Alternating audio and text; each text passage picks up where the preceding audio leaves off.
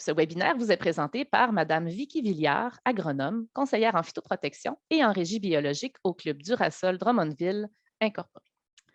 Donc, Madame Vicky Villiard est agronome et travaille au Club agro-environnemental Durasol Drummond Incorporé depuis janvier 2001.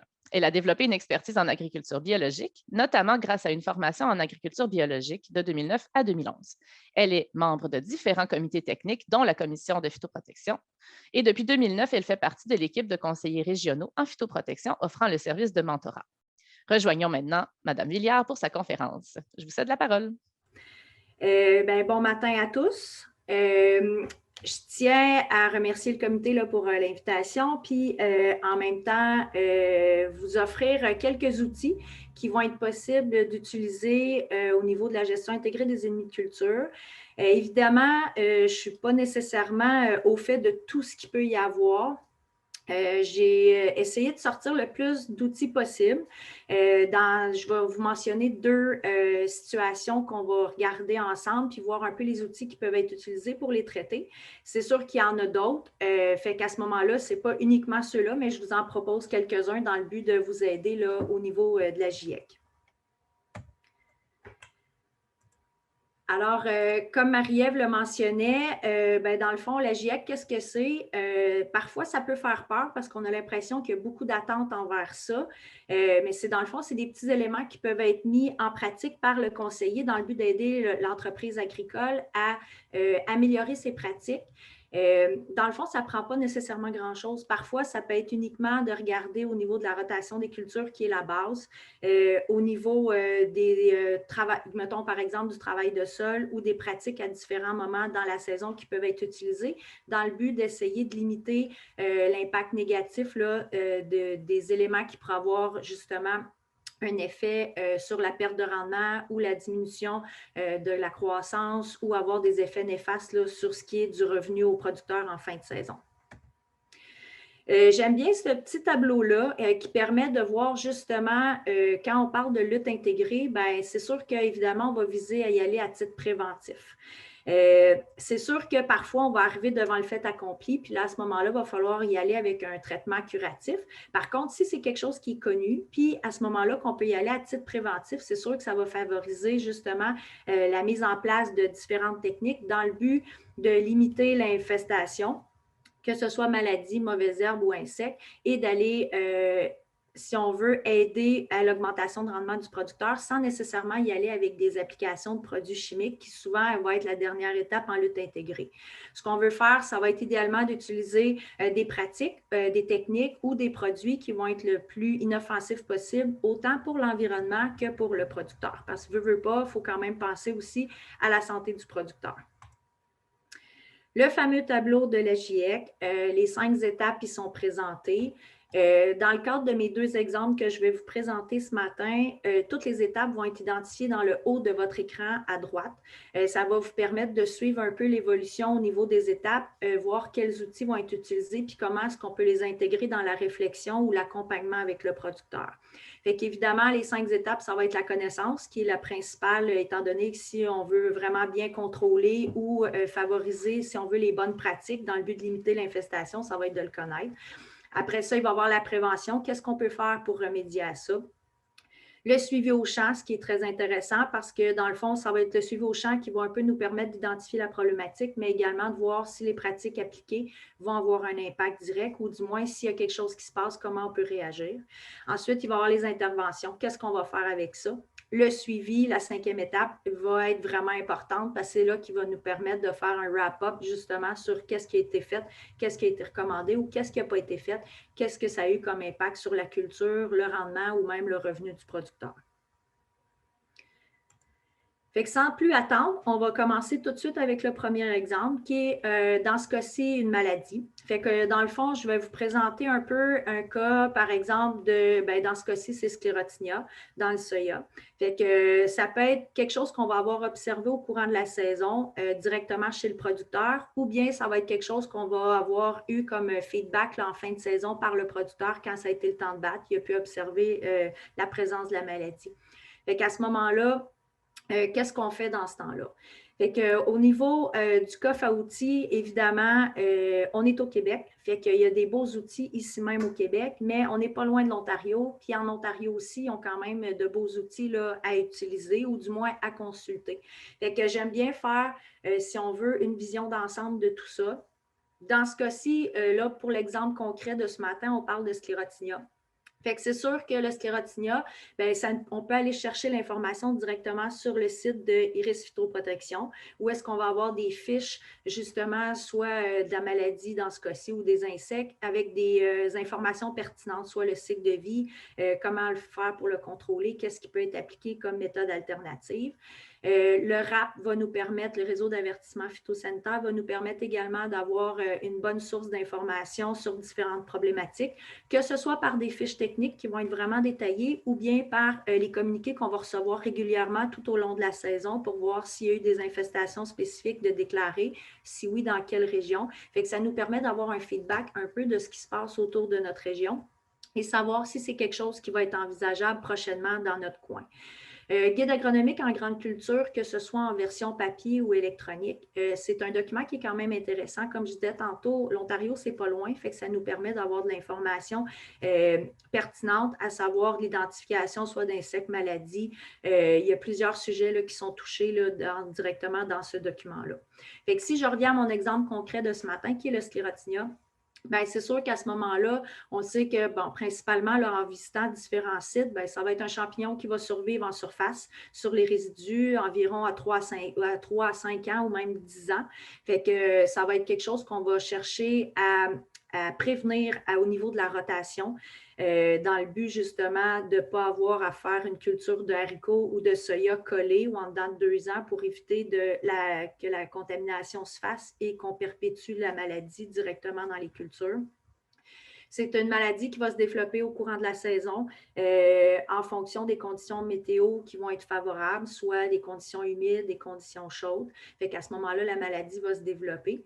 Et c'est sûr que c'est une maladie qui va, en tout cas, qui peut avoir un impact de 0 à 20 sur le rendement et même plus, tout dépendant des conditions.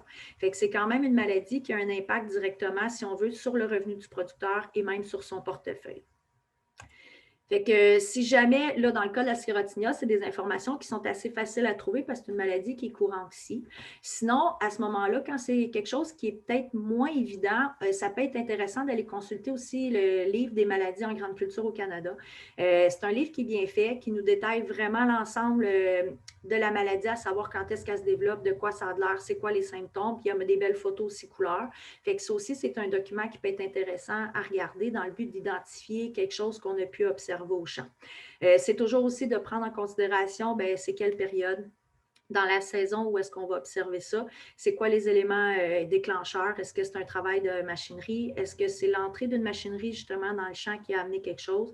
Est-ce que c'est les conditions météo? Fait que c'est de regarder aussi l'ensemble et non pas seulement ce qu'on observe au champ, mais de regarder les éléments autour pour voir qu'est-ce qui peut créer ça ou qu'est-ce qui aurait pu être la source de départ de ça. Fait qu'une fois que j'ai bien identifié ma problématique au champ, qu'est-ce que je vais faire? Bien, ça va être de voir de quelle façon est-ce que je peux limiter les dégâts. Fait que si c'est quelque chose, si on revient au sclérotinia qu'on a observé à l'automne quand le producteur a battu, bien, à ce moment-là, ça va être de voir qu'est-ce que je peux faire concrètement dans le but de limiter l'infestation au champ. Ça veut dire que si je sais que dans mon champ X, j'ai l'infestation de sclérotinia, bien, qu'est-ce que je peux faire pour limiter ça? Fait qu'à titre préventif, évidemment, on va parler d'un choix de cultivar qui va être idéalement sélectionné en fonction de sa résistance au sclérotinia. On va y aller aussi avec une augmentation de l'espace parce que ce qu'on veut, ça va être de favoriser justement l'aération entre les plants. On va y aller aussi avec potentiellement une diminution du travail de sol, du moins dans le champ qui est infesté, possiblement regarder pour un semi-direct pour permettre aux sclérotes de détruire par le gel et dégel durant l'hiver. Puis, on va aussi réduire la population là, parce qu'on veut vraiment maximiser l'aération au niveau des plants. Fait que ça, on va y aller à titre préventif. Ça veut dire qu'on va choisir idéalement des champs qui ne seront pas avec des problématiques d'égouttement. Ça va être des champs aussi qui vont être idéalement faciles à semer tôt au printemps. Fait que plus on va pouvoir semer tôt avec une variété hâtive, à ce moment-là, la floraison va se faire plus tôt. Donc, l'infestation, il y a moins de chances qu'elle soit là. Fait que c'est différents pratiques ou techniques qui, pour le moment, c'est seulement au niveau des recommandations. Ça veut dire qu'on n'implique pas nécessairement une application de produits chimiques. Fait que là, on y va à titre préventif, mais aussi au niveau, je dirais, plus santé pour l'environnement ainsi que pour la santé du producteur. Là, ici, on voit différents outils qui peuvent être utilisés ou est-ce qu'on peut avoir des références là, au niveau de la prévention directement. Évidemment, quand je parlais tout à l'heure de choisir une variété qui permettait d'avoir une tolérance au sclérotinia, bien, on va se référer au guide RGCQ ou les guides des différentes compagnies à ce moment-là. Fait que ce qu'on va chercher, c'est une variété qui va être résistante ou plus tolérante, si on veut, au sclérotinia. Et en même temps, ben, c'est peut-être un point de plus, ça va être de regarder également si, mettons, le producteur avait du Phytophthora ou du moins de commencer à regarder ça parce que c'est une maladie en même temps qu'on va observer un peu plus au niveau des champs. Fait qu'à ce moment-là, ça peut être intéressant de regarder justement c'est quoi les gènes de résistance de la variété que le producteur veut envisager de prendre. Autant pour le sclérotinia que le Phytophthora. Fait comme ça peut être un 2 dans 1 au niveau du choix de la culture. J'aime bien, dans ce temps-là, regarder aussi le producteur, qu'est-ce qu'il y avait comme choix de culture les années antérieures. Est-ce que ça a bien fonctionné? Est-ce qu'il y a eu des problématiques spécifiques dans différentes variétés? Parce que c'est des observations qu'on va prendre au champ année après année, mais qui vont nous permettre d'être utilisées justement dans le but de prévenir à ne pas avoir cette problématique-là au champ. Pour ce qui est des suivis au champ, on est rendu à la 3e étape là, dans le cycle de la GIEC. Fait que, on va surtout regarder pour ce qui est des seuils, si on veut, qui peuvent être critiques ou du moins de voir des modèles prévisionnels. Dans le cas de la sclérotinia, ben, c'est sûr qu'on peut avoir les résultats du MAPAC. Là. Il y avait les essais au champ avec l'utilisation de sclérotes qui étaient favorisées pour la germination pour voir quand est-ce que ça allait être la présence d'apothécie au champ allait apparaître selon les conditions météo. Fait que ça, c'était possible à ce moment-là d'avoir l'information. Sinon, il y a le CIPRA, qui est un logiciel là, convivial qui permet de visualiser les prévisions d'attaque d'insectes ou de maladies ou de voir les impacts sur les cultures. Là, pour ce qui est des grandes cultures, j'ai sorti ici les principales qui sont sélectionnées là, sur le site, soit le blé, le soya, l'orge et le maïs grain. Fait qu'à ce moment-là, vous voyez en dessous qu'est-ce qui peut être mentionné au niveau de ces cultures-là, soit au niveau des insectes ou des maladies directement. Fait que c'est un site qui peut être consulté facilement pour voir à ce moment-là qu'est-ce qu'il y a comme impact à ce niveau-là ou qu'est-ce qu'on peut envisager, entrevoir là-dessus. Pour ce qui est aussi des modèles prévisionnels, ça peut être intéressant d'aller voir Agrométéo. On peut le consulter pour la météo, oui, spécifiquement, voir en même temps le nombre de degrés jour, les UTM, tout ça. Mais il y a la partie aussi fusariose. Là, je sais qu'on est dans le sclérotinia du soya, mais je tiens quand même à le mentionner que pour ce qui est de la fusariose du blé, quand on veut voir si justement le niveau de risque est élevé ou pas, c'est un site qu'on va consulter en fonction de la région, puis ça va nous permettre de voir justement est-ce que c'est le temps d'appliquer des produits, des fongicides dans le but d'éradiquer ça ou bien de prévenir, voir en fonction de la météo à venir, est-ce que l'indice de risque va être plus élevé. Donc, est-ce qu'on envisage un traitement ou pas avec le producteur? Mais ça nous permet d'avoir la discussion et d'avoir les outils justement pour baser notre recommandation là-dessus. Évidemment, ben, c'est beau les modèles, les seuils, mais si on n'a pas fait le suivi au champ, dans le fond, tout ça, ça ne vaut pas grand-chose.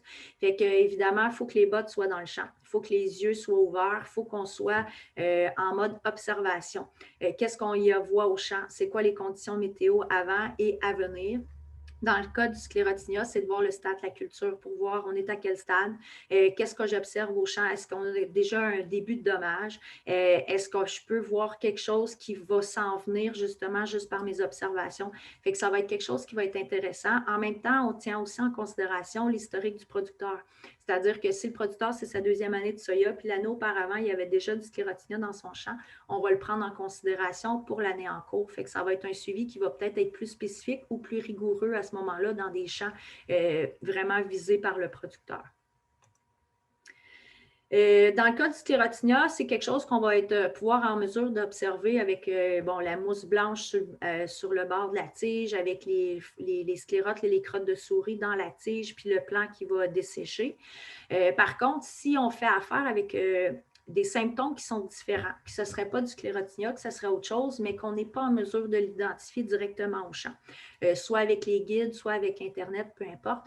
À ce moment-là, c'est possible de faire un prélèvement d'échantillons de plants. Dans ce cas-ci, ce sera des plants là, si c'est une maladie, pour l'envoyer au laboratoire d'expertise de diagnostic en phytoprotection, le LEDP. Fait que ça, à ce moment-là, en ligne, directement sur leur site, c'est possible d'avoir la méthodologie d'échantillonnage, tout dépendant si on échantillonne un plant, du sol, des feuilles, de quelle façon est-ce qu'on doit les prélever dans le champ, c'est-tu sur 10 sites, 3 sites, à quel niveau du plan. Fait que toute la méthodologie est bien expliquée. Et puis, on a en même temps le lien où est-ce qu'on doit remplir le formulaire en ligne avec le plus d'informations possible pour que la personne qui va traiter le plan ou en tout cas l'échantillon envoyé au laboratoire va être en mesure de répondre le plus facilement possible ou d'émettre un diagnostic. Fait que dans ce cas-ci, ce qu'on verrait, ce serait d'envoyer un plan pour avoir justement le diagnostic, par exemple, dans ce cas-ci, du sclérotinia, si on n'est pas certain. Une fois que tout ça est fait, qu'on a le bagage, qu'on sait à qui on a affaire, qu'on connaît les conditions, qu'on sait pourquoi ça peut être là, bien, à ce moment-là, on passe au mode intervention. Moi, dans le mode intervention, personnellement, j'aime bien utiliser un peu les pratiques du biologique parce que dans le biologique, on prend toujours en considération qu'eux autres, c'est vraiment à titre préventif qu'ils vont agir parce qu'ils n'ont pas nécessairement toutes les options, je dirais, facilitantes de résoudre un problème avec une application de produit ou des choses comme ça. Fait qu'eux autres vont y aller plus à titre préventif, autant en méthode, en réflexion, en rotation, en technique. Fait qu'à ce moment-là, j'aime bien rapporter ces techniques-là directement sur l'entreprise conventionnelle. Comme ça nous permet d'avoir différentes options. Évidemment, c'est sûr que si j'arrive au champ en disant au producteur qu'il y a un désherbage mécanique à faire, mais qu'il n'y a pas les outils, bien là, c'est sûr que ça peut être plus difficile. Par contre, ça reste quand même une option qui va être, lui, dans sa trousse. Puis à ce moment-là, il peut valider avec un voisin si c'est possible d'emprunter la machinerie. Fait que si on regarde au niveau des interventions, bien, c'est sûr que les interventions, ils vont être à différents niveaux. Quand on parle des méthodes culturelles, ça peut être uniquement d'y aller avec une rotation. Comme je mentionnais dans le cas du sclérotinia, si on saute 2 ans de légumineuses comme des haricots ou du soya, puis qu'on y va en maïs, en céréales, à ce moment-là, on va s'assurer que les sclérotes, même s'ils ont les conditions optimales pour se développer, à ce moment-là, la culture ne sera pas une culture haute, donc ne pourra pas développer la maladie, fait qu'on va limiter de beaucoup le pourcentage d'infestation. Par le RAP, évidemment, on a beaucoup d'informations qui vont circuler. Ça va être la même chose au niveau d'iris directement. Fait qu'est-ce qu'on va faire? Ça va être idéalement de choisir des variétés résistantes, de maximiser une rotation, d'avoir un espacement entre les rangs pour maximiser l'aération. Ça va être aussi de choisir des plants avec un port dressé qui ne seront pas trop fournis non plus parce qu'on ne veut pas que l'humidité reste en dessous là, du couvert pour favoriser la germination des sclérotes. Fait que ça fait partie un peu de ce qu'on appelle la lutte culturelle ou la lutte physique directement, même jusqu'à la lutte biologique. La lutte biologique, on va plus parler à ce moment-là de biofongicides, par exemple. Fait que ça, c'est des éléments qu'on va pouvoir être en mesure de trouver directement, soit avec le RAP, soit avec Iris Phytoprotection. Là, si à ce moment-là, on voit que l'infestation est là directement au champ, que le producteur est en mesure d'arroser, puis que si on veut, qu'on a tout fait ce qui était possible avant parce qu'on connaissait la problématique avant, puis là, on est rendu à faire justement une recommandation au niveau d'un produit, une application de produits chimiques.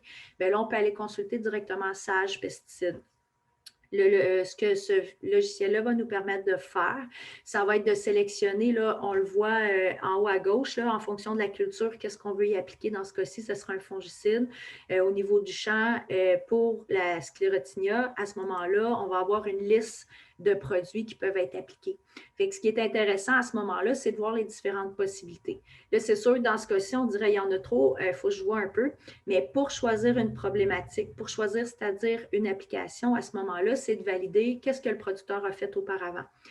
Parce qu'il faut toujours avoir en tête, justement, qu'il faut varier les groupes de produits utilisés parce qu'on ne veut pas se ramasser avec une résistance. Fait qu'à ce moment-là, qu'est-ce que le producteur a fait auparavant? Est-ce qu'il a déjà traité pour ça? Si oui, avec quel produit?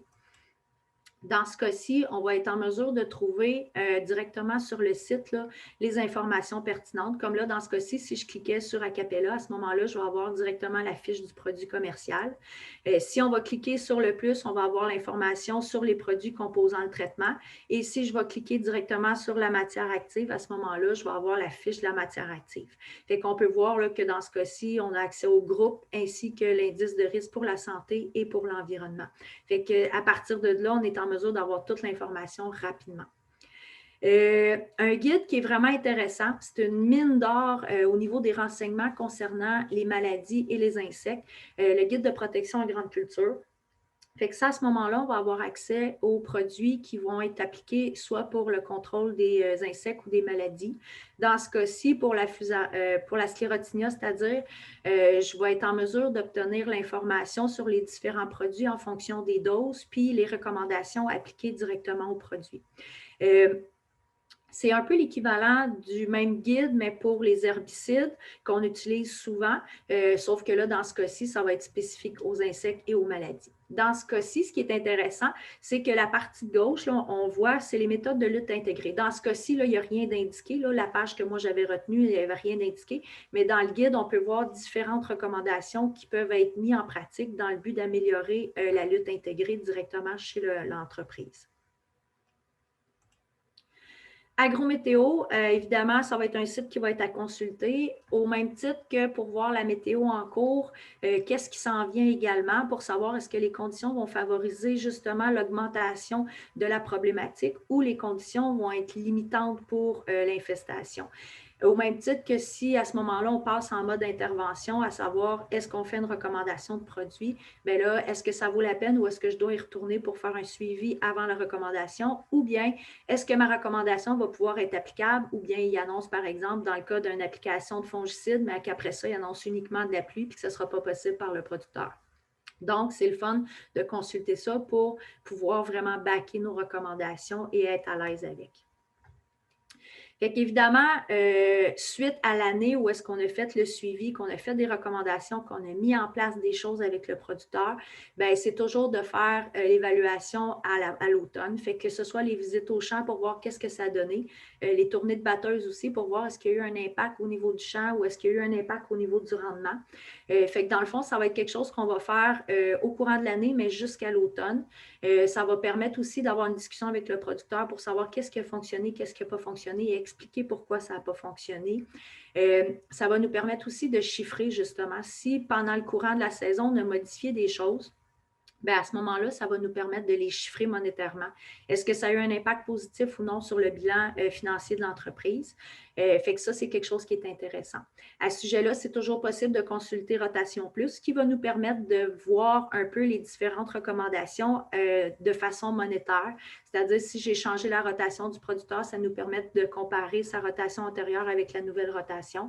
Si j'ai fait des recommandations d'application de produits, bien, à ce moment-là, c'est quoi l'impact que ça a eu sur le budget? C'est quoi l'augmentation de rendement ou la diminution de rendement, par exemple? On passe au deuxième cas. Le deuxième cas, j'ai ciblé une mauvaise herbe qui est la morelle dans le soya. Là, c'est sûr, ici, je ne ferai pas de recommandation d'herbicide. Je vais juste faire un peu comme la sclérotinia, voir un peu le cheminement qu'on peut faire par rapport à cette situation-là, puis voir les différents outils qui peuvent être utilisés. Fait qu'ici, on parle évidemment d'identification. Ça veut dire que si on est au champ au printemps puis on fait un dépistage, bien, à ce moment-là, ça va être d'identifier la mauvaise herbe dans le but de pouvoir faire une recommandation ou un suivi par rapport à ça. Quand je parle de recommandation, je ne parle pas nécessairement d'une recommandation tout de suite d'herbicide, mais ça pourrait être, exemple, une des recommandations de sarclage ou bien quelque chose qui va favoriser la destruction ou la limitation, si on veut, de la problématique au champ. Évidemment, ben, on peut passer par le guide de mauvaises herbes directement quand on veut identifier une mauvaise herbe problématique ou c'est possible à ce moment-là d'utiliser le guide là, des mauvaises herbes problématiques là, de Mike Cobrow qui est intéressante au niveau de l'identification, mais également du contrôle qui peut être utilisé dans le but de contrôler les problématiques spécifiques de mauvaises herbes. Si jamais on fait affaire avec une mauvaise herbe, là, dans ce cas-ci, c'est la morelle, mais par exemple, on aurait une autre mauvaise herbe qui est non identifiable, c'est-à-dire que je ne l'ai jamais vue, je ne suis pas sûre de ce que c'est réellement. À ce moment-là, c'est possible de prendre une photo et de l'envoyer au laboratoire de diagnostic par le courriel qui est là. C'est la même chose aussi pour ce qui est d'un insecte. Fait qu'à ce moment-là, on peut l'envoyer. C'est un service qui est gratuit. Rapide même, je dirais, on va avoir la réponse tout de suite. C'est sûr que vu que c'est un service gratuit, on n'aura pas un diagnostic, là, un rapport de diagnostic. Par contre, ça nous permet d'avoir une réponse rapide de c'est quoi la problématique visée, soit l'insecte ou la mauvaise herbe. Fait qu'à partir de là, ça nous permet de pouvoir établir un diagnostic et d'y aller de l'avant vers des recommandations. Évidemment, je vais revenir encore avec le RAP au niveau des connaissances parce que là, à ce moment-là, il y a certaines fiches pour différentes problématiques qui vont être des fiches techniques. C'est-à-dire, ça peut être un document, pas juste un paragraphe dans le cadre des envois du RAP, mais plus un document d'une dizaine de pages qui va faire comme l'historique complet de la problématique. Fait que ça peut être des choses qui sont pertinentes à lire ou à prendre connaissance dans le but de savoir justement à qui on a affaire puis de quelle façon on doit traiter cette problématique-là. Sinon, c'est possible également, dans le cadre d'une mauvaise herbe, de consulter le site Weed Info. C'est différentes mauvaises herbes qui sont bien, ça, c'est directement de l'Ontario, mais en fonction des mauvaises herbes ciblées, bien, on va avoir différentes informations. Comme là, ici, dans le cadre de la morelle, bien, on est en mesure, ce qui peut être intéressant, c'est de voir qu'au niveau compétitivité, c'est quelque chose qui a quand même un bon impact au niveau de la perte de rendement dans les cultures, principalement dans le soya, là, qu'on peut voir un plan au mètre carré, ça représente 14 de perte, alors que de 40 dans le cas de 5 plants au mètre carré. Fait que ça aussi, ça peut être un site qui peut être intéressant pour voir différentes problématiques de mauvaises herbes, mais toujours dans le cadre de l'Ontario. Mais vu que ça s'applique sensiblement à la même chose pour ici. Toujours en mode prévention, bien, une fois que j'ai établi que ma mauvaise herbe, je l'ai dans un champ ou des champs, qu'est-ce que je peux faire à ce moment-là? Fait que c'est de mettre en pratique justement différentes techniques qui vont nous permettre de limiter l'infestation ou la propagation. Parce qu'évidemment, si la mauvaise herbe est là, c'est sûr qu'elle est arrivée d'une certaine façon. Fait que ce n'est pas nécessairement de la contrôler uniquement dans le champ, mais aussi de s'assurer que ça ne sortira pas du champ. Fait que quand on a une problématique, bien, on va essayer de la maîtriser ou de la contrôler, puis de s'assurer que ça ne se répande pas partout sur l'entreprise ou voire même à l'extérieur de l'entreprise. Dans le cadre justement de la morelle, qu'est-ce qu'on va faire? C'est qu'on va limiter les apports d'azote dans le but de ne pas favoriser sa croissance. On va y aller aussi avec une rotation de culture. Parfois, certaines mauvaises herbes vont être plus faciles à contrôler dans certaines cultures en fonction de certains produits versus d'autres. Fait que ça peut être intéressant à prendre en considération dans notre choix de recommandation. On va favoriser un semi-taux avec un couvert dense pour limiter justement le potentiel là, de croissance de la mauvaise herbe. Et on peut aussi y aller avec un travail de sol. Fait que des différentes informations qu'on va pouvoir retrouver là, sur le RAP ou même sur Iris Phytoprotection, là, toujours comme j'avais mentionné dans le premier exemple. Qu'est-ce qu'on peut faire? Bien, évidemment, comme je parlais tantôt, ça va toujours être mieux de prévenir que de guérir parce qu'on parle de prévention, c'est qu'on parle d'amélioration de différentes pratiques ou de modifications qui vont nous permettre de limiter l'infestation, peu importe quelle va être l'infestation. Puis, ce n'est pas toujours d'y aller avec une solution qui est dite, je dirais, curative ou chimique, dans le but justement de limiter là, l'importance de l'acte sur l'environnement ou la santé du producteur. Fait que dans le fond, c'est de se poser la question, est-ce qu'il existe une alternative aux pesticides? Souvent, on pourrait être surpris qu'il peut y avoir différentes choses qui peuvent être mises en place, qui sont souvent simples ou pas très compliquées, puis qui peuvent améliorer grandement la situation. Parce qu'évidemment, quand on parle d'une application de produits chimiques, on parle d'un coût d'application, on parle d'un coût de produit, on parle d'un risque aussi pour l'environnement et pour la santé de l'individu qui va le faire. Fait que ça a quand... Puis bon, évidemment, il peut avoir aussi un impact là, si on extrapole ça sur l'environnement, mais également sur les animaux autour ou les insectes. Fait que c'est quand même quelque chose qu'il faut voir à trouver des alternatives dans le but soit de le limiter ou de l'éradiquer totalement, tout dépendant de la problématique ciblée. Il y a le site AgroBonSens qui peut être intéressant à ce moment-là à voir. Il y a différentes pratiques qui sont mentionnées dessus avec des exemples concrets ou du moins chiffrés, que ce soit le dépistage, le choix des pesticides à moindre risque, la biofumigation, rotation, paille végétale, il y en a plusieurs autres. Fait que c'est quand même un site qui peut être intéressant à consulter dans le but d'aller voir un peu différents outils ou d'ouvrir justement notre réflexion là-dessus. En prévention, évidemment, c'est sûr qu'il ne faut pas mettre de côté le producteur. Habituellement, quand conseiller, on va observer une problématique au champ, ça va être de faire vraiment un compte-rendu au producteur puis de voir à ce moment-là qu'est-ce qui est possible de faire pour lui.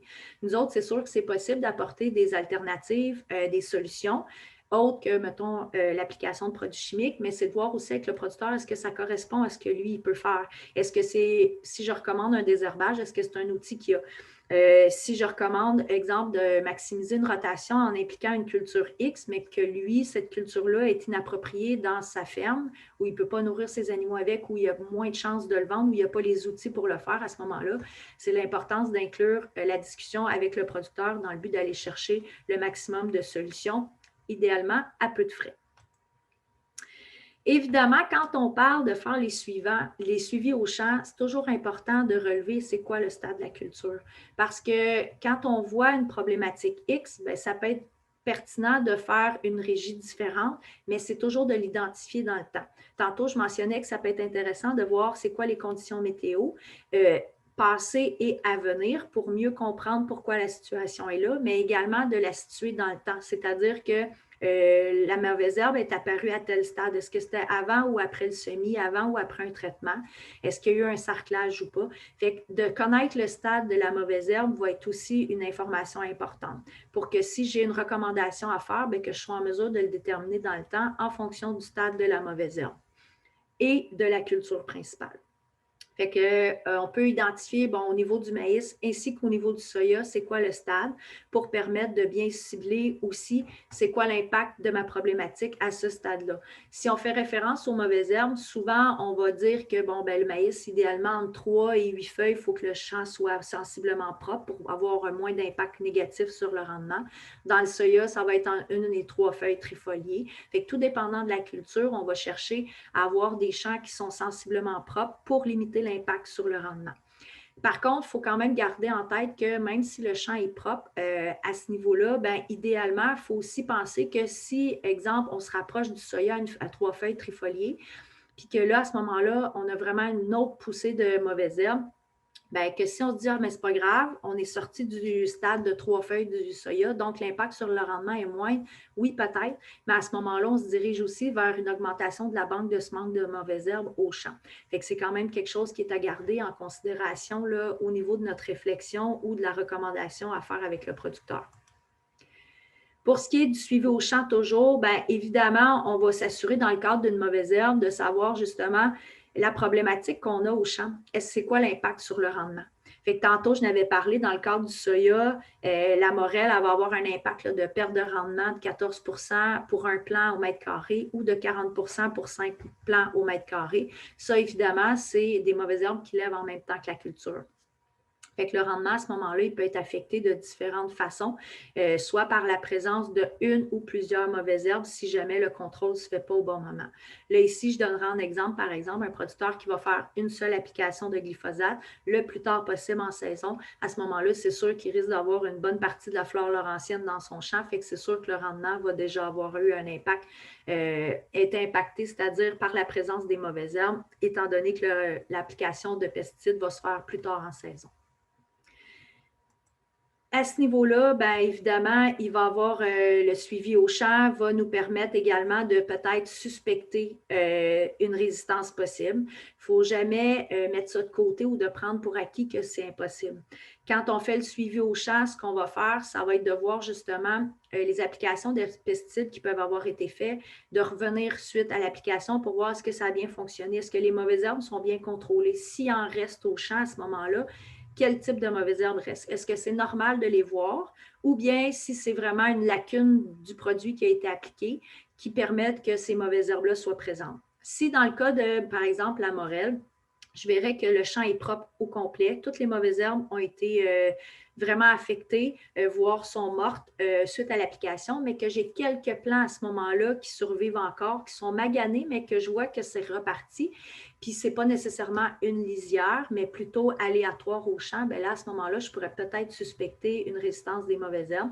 Fait que là, évidemment, on va prendre un échantillon pour l'envoyer au laboratoire dans le but d'avoir le résultat qui va confirmer ou non la résistance à l'application de l'herbicide. Maintenant, ben, après avoir vu tout ça, je tombe en mode intervention. Qu'est-ce que je fais avec ça? C'est sûr que si c'était aussi simple que le lapin qui mange le pissenlit, ce ne serait pas très problématique à gérer.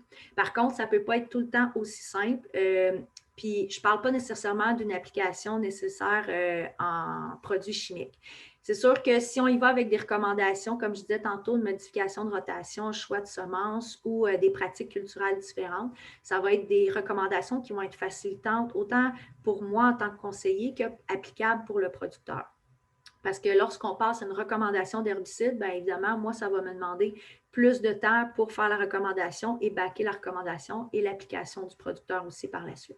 Fait qu'est-ce qui est à prendre en considération? Bien évidemment, ça ne se fait pas aussi simple qu'en criant ciseaux. Fait que dans le fond, ce que je vais déterminer au niveau de l'intervention, ça va être c'est quoi la mauvaise herbe à contrôler. Je suis dans quelle culture? Ma problématique, c'est laquelle? Fait que est-ce que c'est vraiment la bonne culture pour la contrôler ou pas? Le stade de la culture et le stade de la mauvaise herbe. Dans le fond, ce que je veux valider, c'est est-ce que je suis au bon stade dans ma culture pour utiliser un produit X ou utiliser un sarclage. Puis le stade de ma mauvaise herbe aussi va jouer. Parce que si on passe à une mauvaise herbe qui est minuscule, soit au stade fil blanc ou à la limite une feuille, il va être beaucoup plus facile à contrôler, exemple, avec un désherbage qu'une mauvaise herbe qui est très bien implantée avec un système racinaire développé. À ce moment-là, ça risque d'être juste si on veut, cabochée, mais pas nécessairement détruite. L'historique des mauvaises herbes aussi, si le producteur a un historique de ces mauvaises herbes par champ ou si c'est un producteur que vous suivez régulièrement, ça va être plus facile de voir les problématiques qu'on a dans différents champs ou si c'est des mauvaises herbes qui se contrôlent facilement avec un désherbage ou si c'est des champs qui sont sensiblement propres, à ce moment-là, on pourra à la limite voir à dire ben, j'ai des graminées, mais je n'ai pas de feuilles larges ou l'inverse, donc je peux couper à ce moment-là au niveau des applications de pesticides. Les traitements précédents, c'est vraiment pertinent de savoir qu'est-ce que le producteur a utilisé auparavant comme traitement. Évidemment, je vais chercher à varier mes produits, mes groupes, puis en même temps, voir est-ce que ça a bien fonctionné. Si votre producteur a déjà fait un essai de produit puis ça n'avait pas bien fonctionné, bien, d'essayer de comprendre pourquoi ça n'a pas fonctionné avant de le recommander parce qu'il y a toujours aussi une question de confiance du producteur. Le forfaitaire avec qui le producteur fait affaire. Souvent, le forfaitaire va peut-être avoir juste certains produits que lui va utiliser. C'est-à-dire que si vous faites une recommandation d'un produit X, mais que lui ne l'a pas dans son coffre, à ce moment-là, il va le refuser puis il va utiliser ses produits. Fait que quand on sait qu'un producteur fait affaire avec un forfaitaire, bien, de valider avec le forfaitaire, c'est quoi tes produits utilisés. Il faut à ce moment-là pouvoir cibler nos recommandations en fonction de ça et faciliter l'utilisation. Est-ce qu'il y a d'autres options de désherbage? Pas toujours penser au désherbage chimique, mais voir aussi si c'est possible d'utiliser un désherbage mécanique. Puis si oui, à quel moment? Puis souvent, moi, ce que je recommande, c'est d'y aller accompagner le producteur dans son désherbage, de ne pas le laisser tout seul avec ça.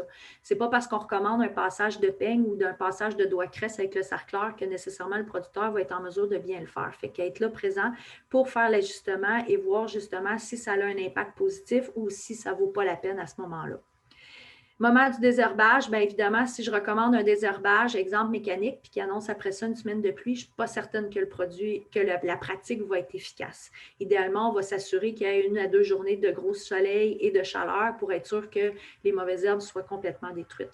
Même chose aussi au niveau d'une application de produits chimiques. Si à ce moment-là, il y a de la pluie qui est annoncée, ça ne sera possiblement pas possible de le faire, alors de voir justement en tenir compte.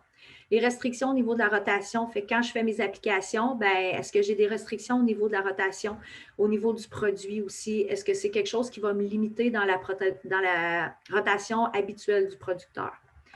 On va tenir compte du type de sol, de la matière organique, ça, ce soit autant au niveau des herbages mécaniques que chimiques. Les UTM aussi peuvent avoir un impact au niveau du choix. De temps en temps, on peut cibler une culture qui va être plus hâtive, même s'il pourrait aller chercher plus long, dans le but, par exemple, de faire, un engrais vert après, dans le but de contrôler la mauvaise herbe.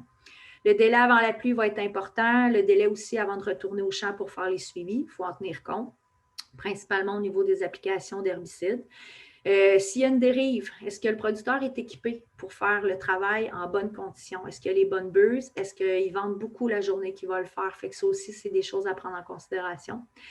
Est-ce qu'il y a un potentiel de résistance? Même si ce n'est pas diagnostiqué, à ce moment-là, est-ce que j'envisage peut-être une résistance? À ce moment-là, qu'est-ce que je fais? Est-ce que je retire le groupe, mettons si c'est un groupe 2 qui est un potentiel de résistance, est-ce que je le retire de ma recommandation ou je l'applique, mais avec un suivi? Les cultures de couverture, c'est une alternative aussi qui peut être intéressante pour contrôler les mauvaises herbes. C'est quelque chose qu'il faut quand même garder à l'esprit. Ce n'est peut-être pas une solution nécessairement facile pour le producteur.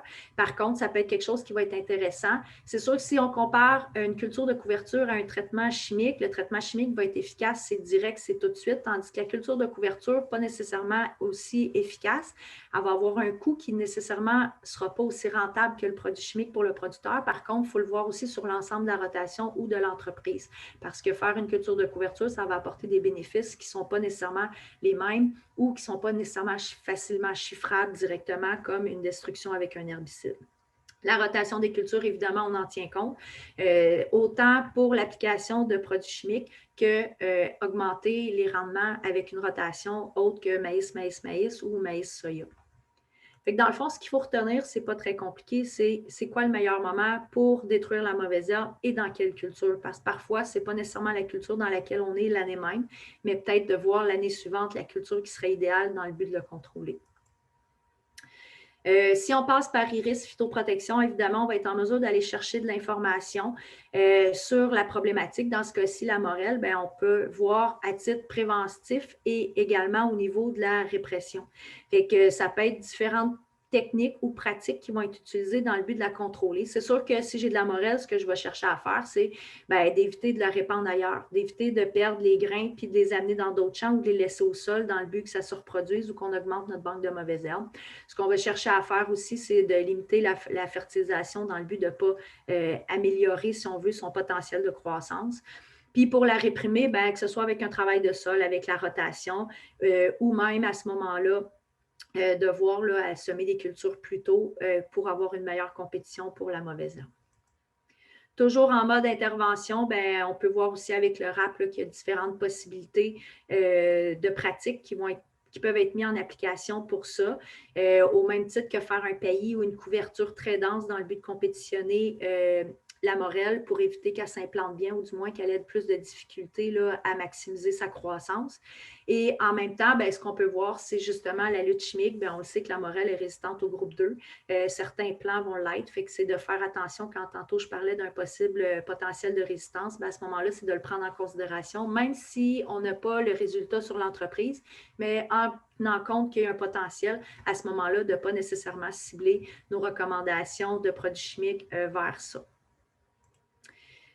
Tantôt, j'ai mentionné le désherbage mécanique. Il y a les 7 fiches qui sont sorties, les fiches techniques par le CETAB sur le désherbage mécanique en 2020 qui sont intéressantes à regarder. Ils sont vraiment détaillés. Il y a différents sujets, que ce soit les doigts cresse ou le sarcleur, la houe, le peigne. C'est des fiches techniques qui sont vraiment bien faites, qui sont détaillées pour les différents sujets ou les différentes machines, à savoir dans quelles conditions on les passe, combien de fois, qu'est-ce qu'il faut regarder, les ajustements sur la machinerie, les différentes pièces. Fait que c'est vraiment de beaux outils à prendre en considération, même si, comme je mentionnais tantôt, le producteur n'a pas nécessairement la machinerie, mais si jamais il peut se la procurer, ça peut être une option de plus dans notre coffre à outils au niveau de la justification de la recommandation. Évidemment, quand on a regardé à peu près toutes les options, puis que finalement, on n'a pas le choix, il faut en venir à l'application d'herbicides dans le cas de la morelle. Évidemment, il y a la Bible qui est le guide de lutte contre les mauvaises herbes en grande culture. C'est sûr que c'est en Ontario. Par contre, c'est un beau livre qui nous permet de résumer à peu près tout, dans le sens que ça va me permettre de voir qu'est-ce que je peux utiliser, dans quelles conditions, de quoi je dois tenir compte, le délai avant la pluie, la rotation. Fait que ça fait un bon sommaire. Évidemment, il n'y a rien qui vaut l'étiquette du produit en soi. On est tenu de lire et de le respecter. Par contre, ça nous permet d'avoir peut-être un coup d'œil plus rapide un peu sur ce qui pourrait être fait. Au niveau du RAP, évidemment, là, pour ce qui est de la morelle, là, dans ce cas-ci, il y avait un tableau qui était effectif, à savoir les différents produits. Est-ce que je l'applique en P, en post, puis voir à ce moment-là les indices de risque directement. Il y a les deux options aussi pour ce qui est du maïs et du soya, de voir justement, il y avait un guide qui avait été fait en premier dans le maïs et ensuite, le guide maïs, on le retrouve sur Internet, mais également en version papier. Et il y a le guide, là, le petit soya, qui lui est uniquement en version électronique. C'est-à-dire qu'on va pouvoir voir différents produits qui ont été essayés dans les cultures. Ce n'est pas de comparer les produits en soi, mais plutôt de voir les différents mélanges ou produits. À ce moment-là, l'impact sur l'indice de risque de santé et l'environnement, les coûts aussi d'application. Fait que parfois, on peut en discuter avec le producteur. Puis ça, c'est un bel outil qui va nous permettre de discuter avec le producteur pour savoir justement qu'est-ce qu'on choisit. On choisit un produit qu'on va utiliser selon un certain stade de la culture. L'indice de risque pour la santé, pour l'environnement, ça va être de quoi? Le coût aussi d'application va être de combien? Fait que ça permet de discuter avec le producteur. Personnellement aussi, quand je fais une recommandation d'herbicide, souvent, je vais y aller aussi en fonction de 2 stades différents.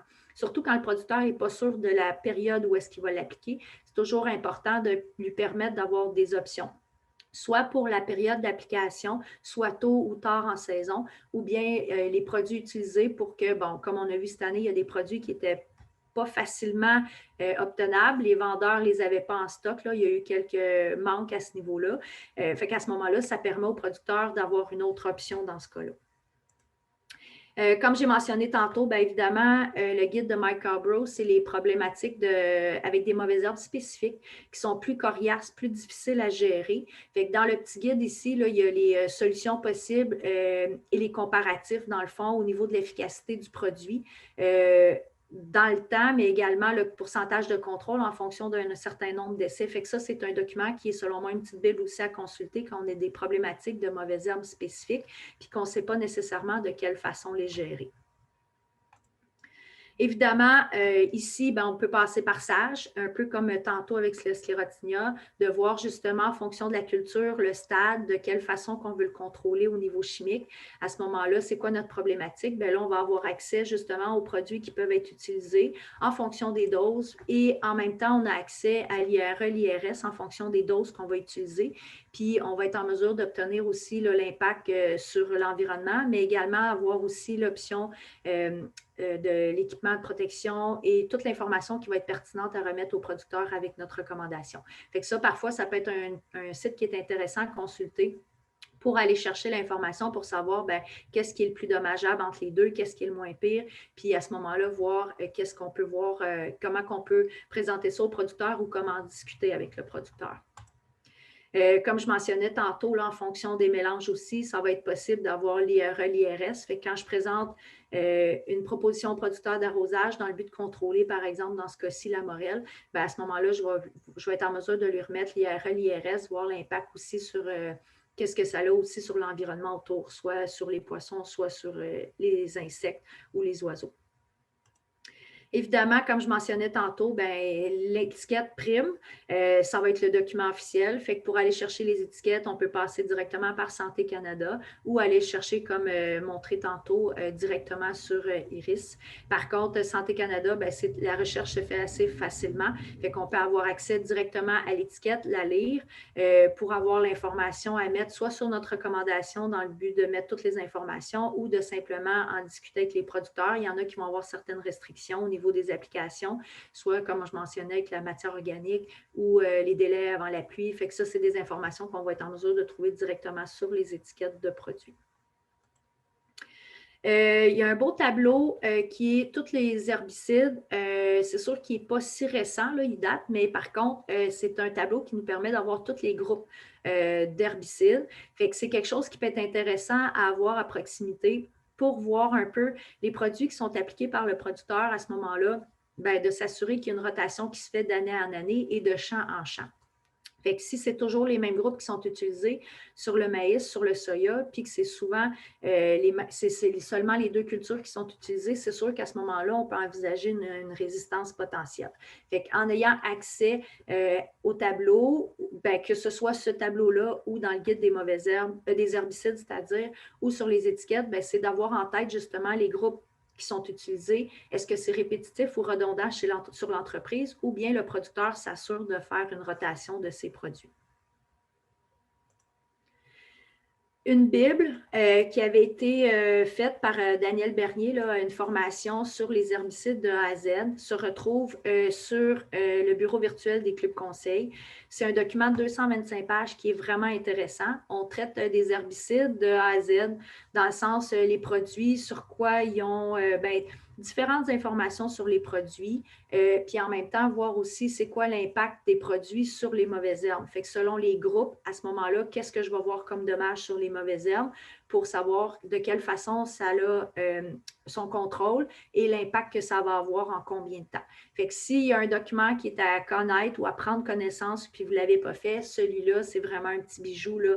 Il y a eu beaucoup de travail de mis là-dessus, puis c'est vraiment un bijou au niveau des informations qui circulent dedans. Ça peut toujours être intéressant aussi de voir les différents symptômes. Parfois, ça peut ressembler à des problématiques d'herbicides, mais ça peut nécessairement pas être ça. Fait que toujours garder en tête justement de voir les symptômes. Fait que quand on parlait tantôt de faire des interventions, mais de faire un suivi au champ, ça peut être permettre de voir le produit est appliqué quand. Est-ce qu'il y a eu des dommages sur les plants? Pas nécessairement la mauvaise herbe, mais sur la culture où est-ce que l'application a été faite. S'il y a des dommages, ça va être un impact sur le rendement ou pas? Est-ce que ça a limité le potentiel de croissance? Fait que c'est des choses qui sont à observer? Fait que ça peut être intéressant à ce moment-là de voir qu'est-ce qu'on peut observer d'autre, puis est-ce que c'est associé ou pas justement à l'application du produit ou pas. Là, je parle ici d'un produit chimique, comme exemple un herbicide, mais par contre, ça pourrait être également une application de lisier qui a été faite en post-levé, par exemple, qui a brûlé le feuillage dans le bas, puis on pourrait l'associer à un herbicide, mais si on le sait que l'application de lisier a été faite, ça peut expliquer aussi le phénomène ou le dommage aux plantes. Ce n'est pas nécessairement une problématique octroyée par l'application d'herbicide. Peut toujours aussi favoriser l'échange avec le producteur en consultant la trousse d'informations sur les pesticides. Il y a différents documents qui sont contenus à l'intérieur. Ça peut être intéressant de le prendre en considération pour le producteur, soit certaines fiches seulement ou amener un sujet de discussion parce que parfois, avec l'application de pesticides, c'est sûr que, je dis parfois, même souvent, l'habillement n'est pas nécessairement idéal par le producteur. Souvent, ça va être limite pour avoir une paire de gants et des bottes. On ne parle pas nécessairement des lunettes, du kit en taille-bec puis tout ça. Fait que ça peut être quelque chose qui peut être intéressant là, de discuter avec le producteur quand on fait une recommandation d'herbicide ou de lui fournir la fiche qu'on va retrouver directement sur le site avec l'IRE, l'IRS. Évidemment, après tout ça, ce que je vais faire, ça va être une rétroaction avec le producteur. Si on a fait, par exemple, un contrôle avec un désherbage mécanique, si on a fait une application d'herbicide, soit une ou deux applications, ou bien c'était une application qui était seulement ciblée, non à grandeur du champ, bien évidemment, ça va être de faire le suivi de ça au courant de la saison et de revenir à l'automne avec ça. Avec mes objectifs de départ, j'ai mis des actions en application avec le producteur. Ça a donné des résultats, mais qu'est-ce que ça représente comme résultat? Est-ce que ça a eu un impact au niveau de la croissance de la plante? Est-ce que j'ai bien contrôlé ma mauvaise herbe? Est-ce que j'ai eu des repousses? Est-ce que je suspecte une possible résistance? Est-ce que j'ai fait mes tests pour justifier justement si la résistance était réelle ou pas? Est-ce qu'il y a eu des mauvais croisements? Est-ce que je peux m'attendre à avoir augmenté ma banque de mauvaises herbes si ça n'a pas super bien fonctionné? Fait que c'est différents suivis qui vont être faits qui vont nous permettre de répondre à toutes ces questions-là et d'être mieux outillés pour en faire un retour avec le producteur au courant de la saison ou à l'automne et voir en même temps l'impact sur le rendement là, de la culture. Encore là, ça peut être possible de passer par Rotation Plus pour voir justement à chiffrer nos recommandations en fonction des pratiques habituelles du producteur versus ce que nous autres, on a recommandé. Évidemment, quand on parle d'application de produits chimiques, on parle de tenir un registre de pesticides que le producteur doit avoir ou si sinon, c'est possible à ce moment-là de le saisir dans Sage Pesticides directement pour avoir un constat là, annuel de ce qui se fait chez le producteur. Bon, ce que j'ai mentionné là, c'était principalement des applications soit sur Internet ou des livres, mais si tu es plus techno, voici peut-être quelques applications cellulaires qui pourraient t'intéresser ou soit que tu utilises déjà. L'application Pest Manager ou gestionnaire de ravageurs, c'est un petit bijou pour ce qui est des mauvaises herbes, des insectes et des maladies. C'est une application directement sur le cellulaire qui est hyper facile d'utilisation. On peut cibler des insectes, des maladies ou des mauvaises herbes, les choisir, voir une fiche descriptive des produits, puis voir en même temps comment est-ce qu'on peut les contrôler. C'est possible aussi en fonction de la carte de les géolocaliser. Ça veut dire que je suis au champ, j'ai, exemple, je vois du sclérotinia dans mon champ ou une mauvaise herbe X. À ce moment-là, c'est possible d'identifier le site où est-ce que je le vois. Fait que comme ça, on le garde en historique. Il y a également c'est possible aussi d'avoir accès là, justement aux recommandations pour le contrôle de la problématique qu'on voit au champ, que ce soit une mauvaise herbe, à ce moment-là, on peut avoir accès aux herbicides ou si c'est un insecte, à ce moment-là, avoir accès si jamais on veut le contrôler de façon chimique. Il y a l'application ici, étiquette de pesticides, pour avoir accès directement au champ, vu qu'on est sur notre téléphone.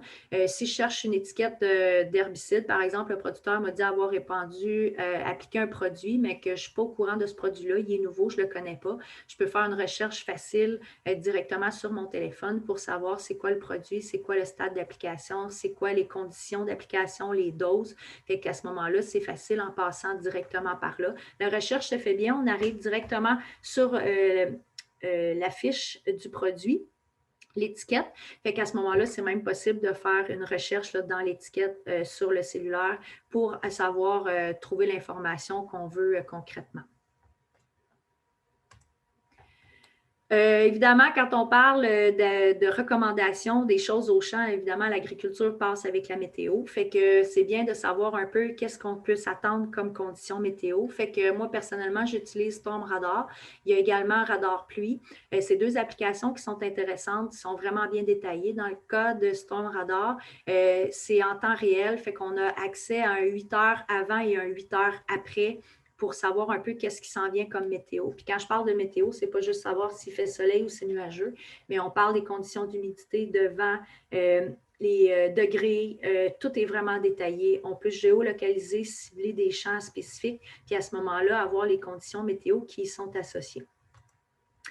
Il y a l'application aussi du guide de solutions Corteva. Évidemment, ça fait affaire avec les produits de Corteva seulement, sauf que c'est une application qui nous permet d'avoir accès rapidement soit aux herbicides, soit aux fongicides, insecticides, même traitement de semences ou stabilisateur d'azote. Fait que ça nous permet d'avoir accès à un produit spécifique et d'avoir toutes les informations. C'est un peu comme l'étiquette, mais je dirais en version beaucoup plus agréable à lire. Ça y va en fonction de différents thèmes, fait que c'est plus facile à utiliser, puis on a les réponses tout de suite. Fait que ça, c'est vraiment un petit bijou à utiliser de façon facile et rapide au champ, que ce soit quand on en parle avec le producteur ou même nous autres pour nous rassurer là, dans les recommandations qu'on veut faire. Évidemment, c'est uniquement avec les produits Corteva, comme je mentionnais. Quand on parle d'application, bien évidemment, produits chimiques, on parle de buse, on parle de dose d'application, on parle de vitesse d'application. Il y a l'application de TJet qui est vraiment pertinente à valider.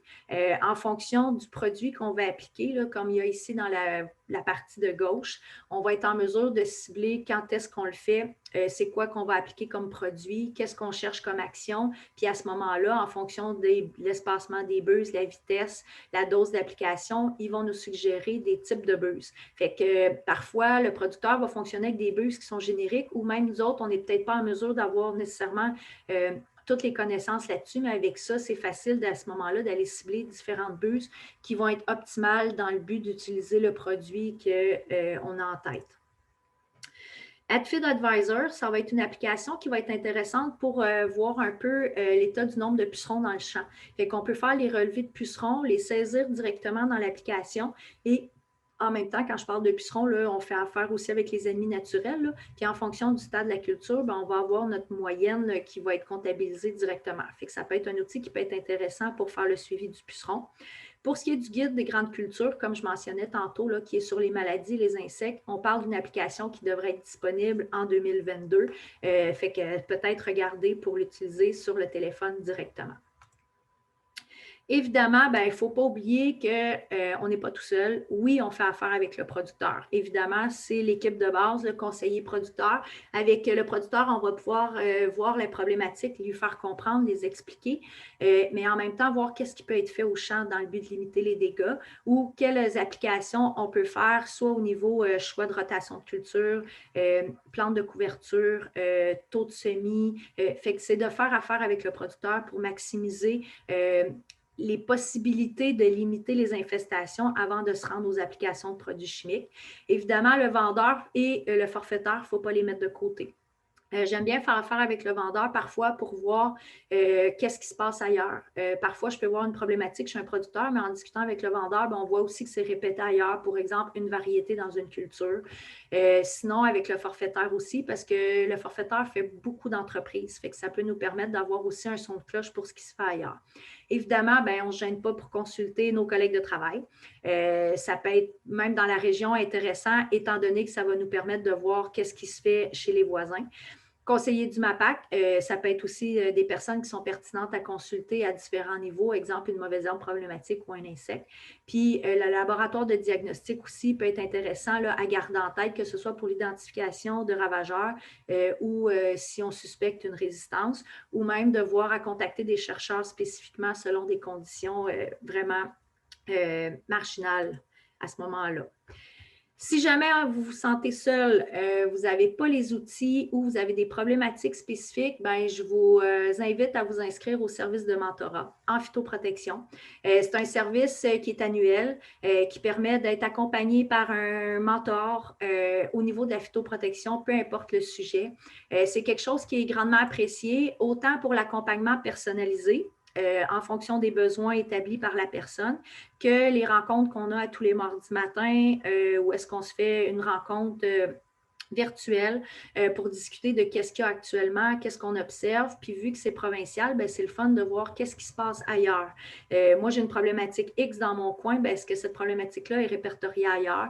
J'ai vu telle chose, est-ce qu'il y en a d'autres qui l'ont observé? Ou bien oui, ça s'est vu, fait que probablement que ça s'en vient par chez moi, fait que ça va être à prendre en considération dans mon suivi de la prochaine semaine.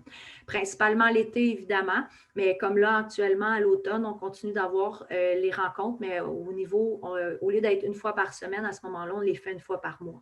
Fait que ça peut être aussi un service qui est très intéressant, que ce soit pour le registre de pesticides, pour considérer les IRE, IRS, que ce soit pour faire les suivis de mauvaises herbes ou les applications de produits. C'est un service là, qui est à prendre en considération si jamais vous vous sentez soit mal outillé ou avec des petites lacunes à certains niveaux. Voilà, je vous ai présenté quelques outils que j'utilisais en grande culture. J'espère que ça a pu vous donner des idées ou du moins vous apporter des nouveautés aux outils que vous utilisiez déjà. Fait que si jamais il y en a qui ont des questions à ce moment-là, gênez-vous pas, vous pouvez les partager. Merci. Merci beaucoup, Mme Villière, pour cette excellente présentation. C'était vraiment, vraiment intéressant. On va pouvoir passer à la période des questions. C'est assez tranquille pour l'instant. J'en ai une première on demande si les producteurs ont de la réticence à adopter les différentes stratégies de la GIEC. Ça va toujours. Oui, c'est ça. J'allais dire, c'est la réponse plate. Oui, ça dépend. Je dirais, ça va dépendre aussi, c'est quoi la problématique X, parce que veut pas, on s'en va vers des solutions faciles. Fait que quand on parle de solutions faciles, souvent, ça va être, j'ai la possibilité d'arroser, j'ai la possibilité de le traiter, fait que je vais y aller avec ça. Oui, ça a un coût, mais c'est comme instantané, la réponse va être immédiate. Fait que si on parle de la GIEC en soi, c'est pas nécessairement de dire, écoute, on veut pas utiliser le produit chimique, fait qu'on va y aller avec autre chose, mais c'est plus de dire, tu sais, moi, quand je pense à un producteur, par exemple, qui fait uniquement du maïs, du soya, puis qu'on insère, mettons, exemple, une céréale, ou qu'on va y aller avec un soya qui va être hâtif dans le but de faire une culture de couverture par la suite, moi, je me considère déjà avancée au niveau de la GIEC. Si on prend un producteur qu'on va envisager de réduire ses traitements de semences parce qu'on a justifié qu'il n'y en avait pas de besoin, c'est une belle avancée aussi.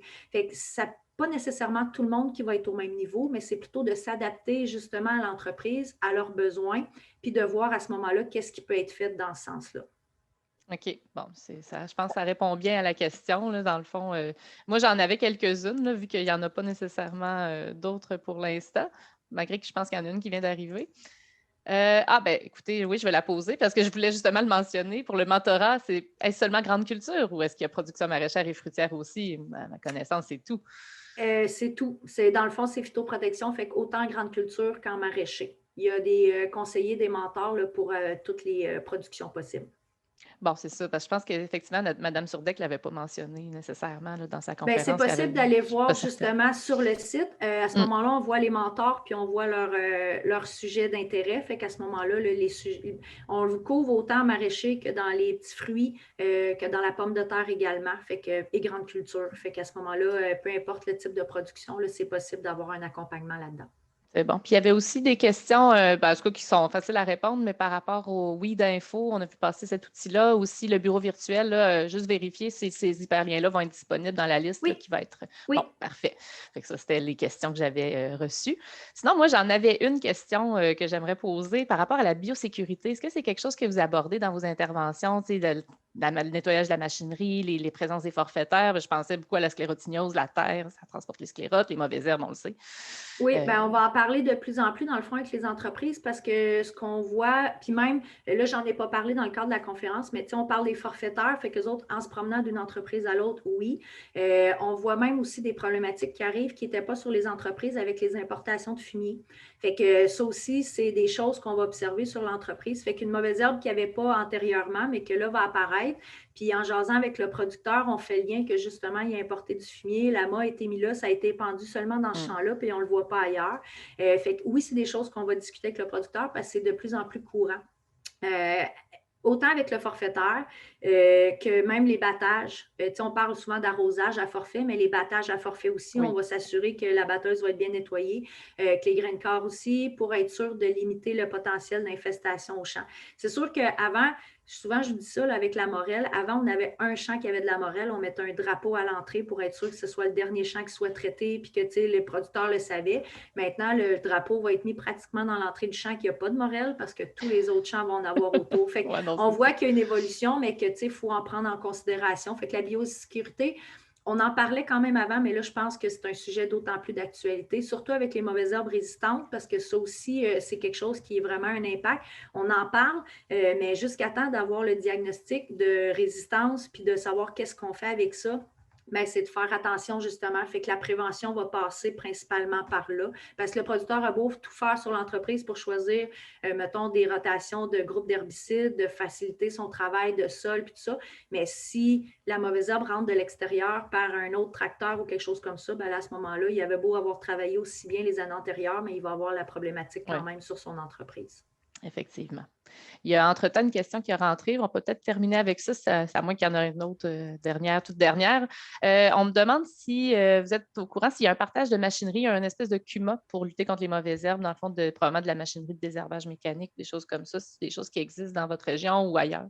C'est quelque chose qui existe, c'est toujours de trouver les producteurs qui s'entendent à la base ensemble et de voir le type de machinerie qu'ils veulent partager parce que des CUMA, il y en existe pour différents types de machinerie, là, pas tout simplement au niveau des herbages mécaniques. Je dirais peut-être à ce moment-là, c'est de faire attention parce qu'au niveau des herbages mécaniques, c'est sûr que si on prend, mettons, 3 voisins qui utilisent le même sarcleur avec le même peigne ou mettons, une houe, quelque chose comme ça, c'est de faire attention parce qu'il fait beau en même temps pour les 3 voisins. Fait que souvent, si les cultures sont les mêmes pour les 3 entreprises, il fait beau en même temps pour les 3 entreprises, ils risquent d'avoir une petite problématique à ce niveau-là. Fait que oui, c'est possible, mais c'est toujours de prendre en considération les entreprises, leurs besoins pour être sûr que ça n'arrive pas tout en même temps. Effectivement, c'est vrai qu'il peut y avoir un petit problème de disponibilité. Je pense que ça fait le tour. Là. Je ne veux pas retenir les gens trop plus longtemps. On a déjà dépassé un peu, mais en tout cas, vraiment, encore merci énormément pour la présentation. Vraiment, c'était super complet.